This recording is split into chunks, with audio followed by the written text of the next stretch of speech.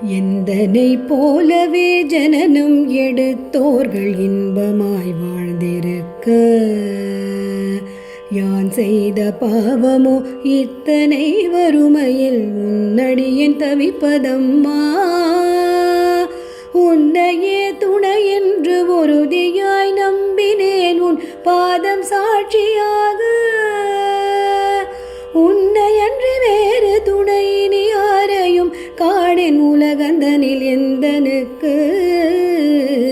பின்ன என்றெண்ணினி சொல்லாமல் என் வறுமை போக்கடித்தென்னை ரட்சி.